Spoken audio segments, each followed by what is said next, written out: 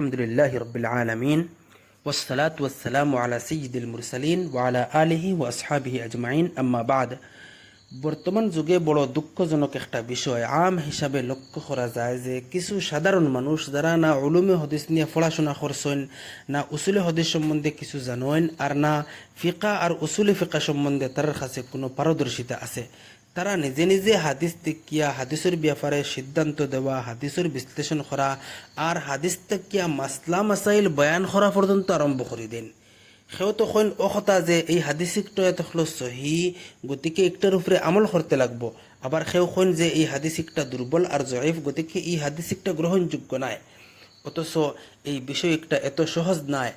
একটা হদিস সহি হওয়া আর এই হদিসের উপরে আমল করা জরুরি হওয়া দুই কথা এক নাই।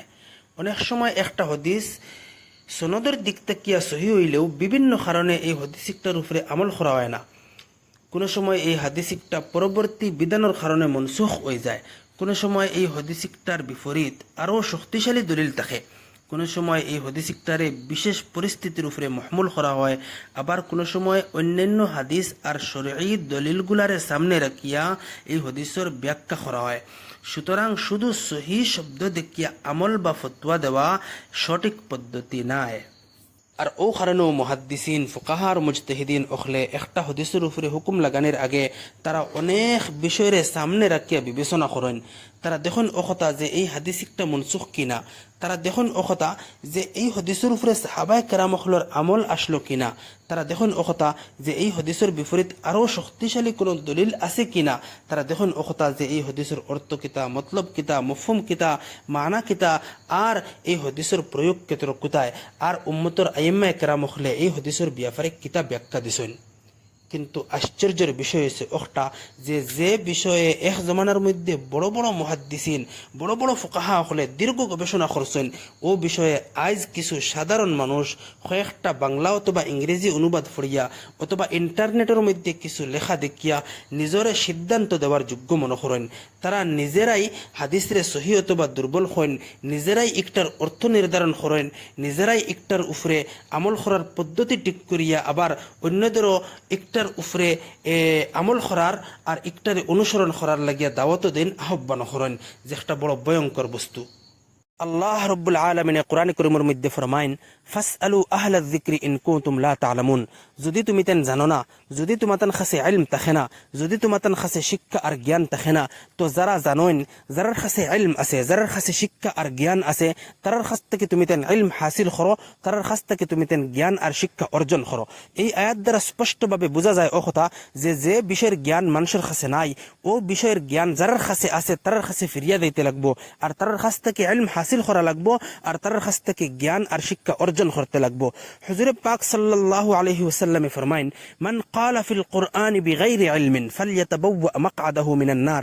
যে ব্যক্তি ইলম ছাড়া আর জ্ঞান ছাড়া কুরআন সম্পর্কে কথা বলে, সে যাতে জাহান্নামে তার ঠিকানা প্রস্তুত করিয়া রাখে।